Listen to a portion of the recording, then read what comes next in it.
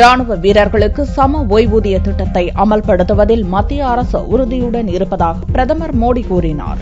ஓய்வு பெற்ற ராணுவ வீரர்களுக்கு சம ஓய்வூதியம் வழங்க வகை செய்யும் ஒன் ரேங்க் ஒன் பென்ஷன் திட்டத்தை அமல்படுத்த வேண்டும் என முன்னாள் ராணுவத்தினர் தொடர்ந்து வலியுறுத்தி வருகின்றனர். அண்மையில் காங்கிரஸ் தலைமையகத்தில் முன்னாள் ராணுவ வீரர்களை சந்தித்த காங்கிரஸ் துணைத் தலைவர் ராகுல், ராணுவத்தினருக்கான சம ஓய்வூதிய திட்டத்தை அமல்படுத்தாமல் மத்திய அரசு தாமதப்படுத்துவதாக குற்றம் சாட்டினார். இதையடுத்து இந்த பிரச்சினை விஸ்வரூபம் எடுத்த நிலையில் சம ஓய்வூதிய திட்டத்தை அமல்படுத்துவதில் மத்திய அரசு உறுதியாக இருப்பதாகவும் மத்திய அரசின் உறுதிப்பாட்டில் சந்தேகம் கொள்ள தேவையில்லை என்றும் டுவிட்டர் மூலம் மோடி தெரிவித்துள்ளார். பாரதிய ஜனதா தலைமையிலான மத்திய அரசை கோட் சூட் அரசு என காங்கிரஸ் துணைத் தலைவர் ராகுல் கிண்டலாக கூறி வருவது பற்றி சனியன்று பிரதமர் மோடியிடம் எழுப்பப்பட்ட கேள்விக்கு காங்கிரஸ் கூட்டணி ஆட்சியில் ஊழல்கள் மலிந்திருந்ததை சுட்டிக்காட்டும் விதமாக சூட்கேஸை விட கோட் சூட் ஏற்புடையதுதான் என்று பதிலளித்தார். நாட்டை 60 ஆண்டுகளாக ஆட்சி செய்த காங்கிரசுக்கு திடீரென்று ஏழைகள் மீது பரிவு வந்தது ஏன் என்றும் மோடி கேட்டார்.